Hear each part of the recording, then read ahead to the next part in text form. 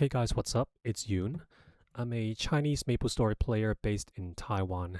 In this video, I'm going to provide some additional details regarding to the Kanna Remaster skills.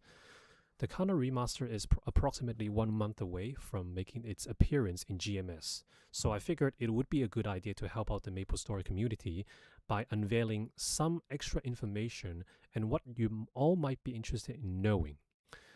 Before I delve into the nitty-gritty of this topic, I just want to make it very clear that I am not a Kanna main. Okay, so what this means is that therefore I do not know the technicalities of the old and current Kanna. Depending on exactly when you decided to watch this video, I'm simply providing a rough translation of some of the Kanna's remaster skills and giving my personal opinion and input about the class itself. So let's do this. So Kanna has 3 summons in total. The Oni, got Tengu, and also finally we got the Orochi. So, oops, I just dished out a skill. Now these three summons will help you out throughout. And as you can see from the gauge on the left side of my screen, it shows the duration of the summons. So Tengu's got to disappear very soon. There you go. And then Orochi's going to disappear. And then finally, we got Oni. Okay, so Oni only stays up for 55 seconds, with Tengu and Orochi having a duration of 25 seconds. So the reason why Tengu and also Orochi didn't disappear at the same time is because I summoned Tengu first before Orochi, so there was a bit of a mismatch. But anyway, you get what I... Anyway, that's the gist of it. Oni stays up longer than your other 2 summons. Now, all of these summons, they have a cooldown of exactly 1 minute. Hence, the Oni is pretty much with you the entire time until the next summon, until you summon them all together. Each of these companions have their color-coded skills. So their color-coded skills, so you see Gui, which is ghost, all right? There's Oni, which is red. You got green skills. Oh, that's not a green skill. There we go. Green skill for Orochi, the snake girl. And also we got Tengu, the purple color-coded skill. So her color-coded skills is right here, the arrow stuff. Okay.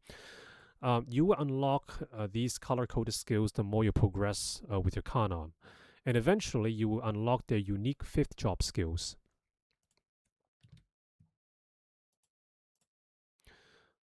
So these are their unique 5th job skills. Now, unlike Oni, Tengu, and also Orochi, their skills, Orochi and Tengu, the purple and green, it acts as a mini burst that deal a lot of damage. I mean, we're talking about over 800% to a group of enemies for 12 to 14 times. Okay, so you can see over 800% damage. And Oni's 5th job skill acts like a buff. So it acts like a buff, and in 30 seconds increases your final damage by 30%. That is, of course, a maxed node. Okay. You also have 15 seconds of FMA attack. That is Haku's, the Fox Girl, FMA attack. So it deals over 710% damage to 12 to 14 enemies. So you can see right here, at max level. Speaking of Haku, he also has a special boost as a 4th job. Now, this skill right here, it is a special boost that amplifies the damage of all of your summons on field. So if you have Orochi, Tengu, and Oni summoned, you pop that, you use that skill, and then it increases their crit rate by 5% and overall damage by 12%. Once you reach the 6th job, you unlock, like any other class, you unlock the Oni origin skill with a cooldown of exactly 6 minutes. Like any other origin skills in the game, you end up binding the target for 10 seconds and also be completely immune to any incoming attacks.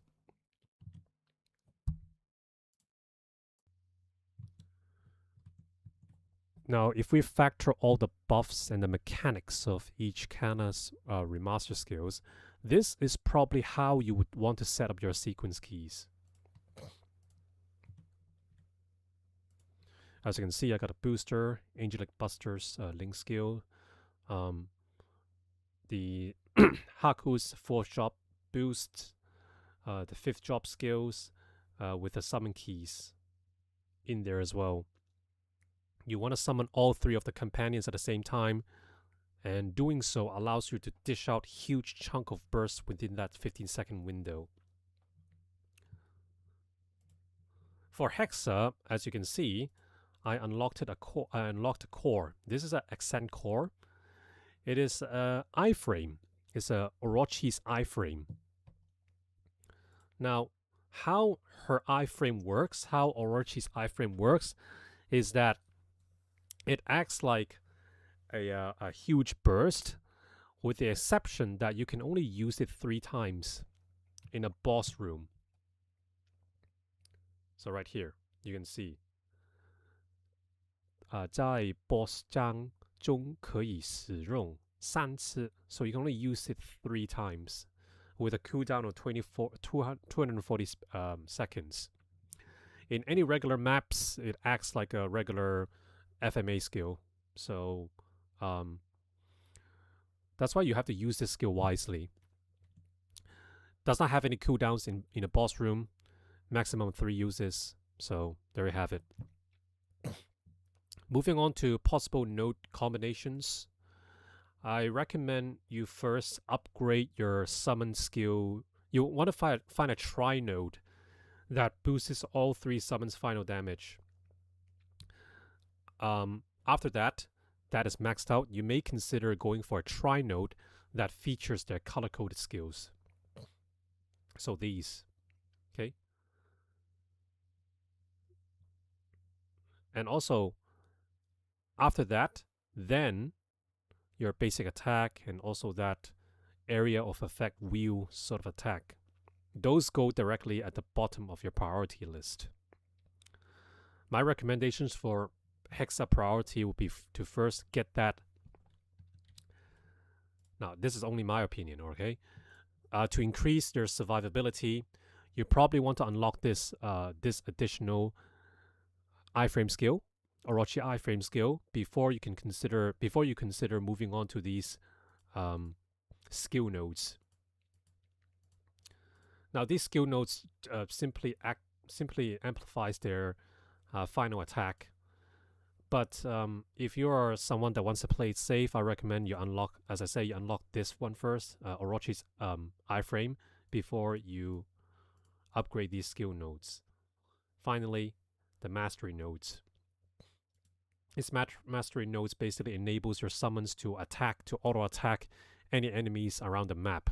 So I could see these mastery cores to be useful for mobbing instead of bossing. For bossing, definitely go for this one first. And then these skill nodes before these mastery nodes. Okay? Mastery cores, I keep saying nodes. There, mastery cores. Okay? Now, gameplay-wise, this is one of the very burst-heavy classes that gets extremely powerful once they are buffed up, but are incredibly weak off bursts. I'm not even joking. A lot of Maplers out there have been bragging on about the Kanna's basic attack, and honestly, I can't blame them. The basic attack looks very underwhelming. It does not have a large hitbox, and it doesn't feel good to use, and you can't hold it. Well, you can hold it down, but it feels very clunky. If you're looking for damage, you simply cannot rely on it, solely rely on it. You need to have your summons up.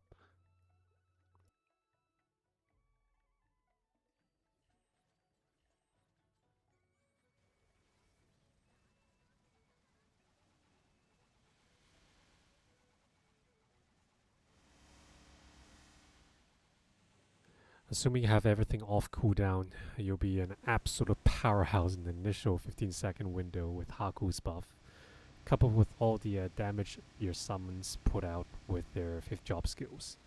And slowly that damage falls off as more and more of your summons despawned, until you're left with just your basic attack and Oni's auto.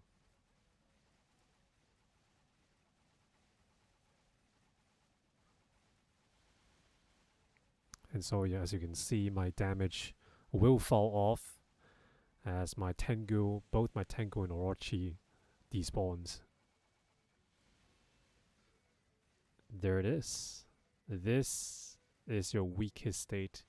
You only got your basic attack and Oni's auto to help you out. Everything is on cooldown, so you have to deal with this until Orochi and also Tengu becomes available again.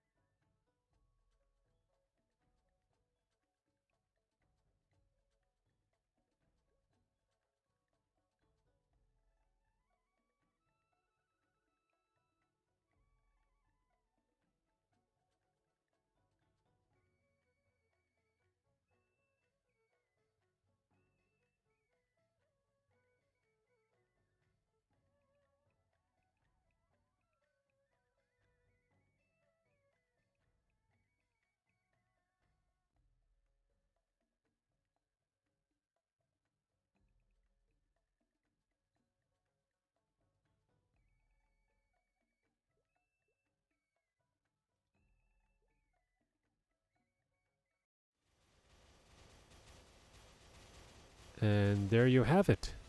Those are the additional information I can provide in this video. If you guys have any more questions or any extra details, extra information you want me to further clarify, feel free to leave a comment below this video. And I'll see you guys in the next video. Bye.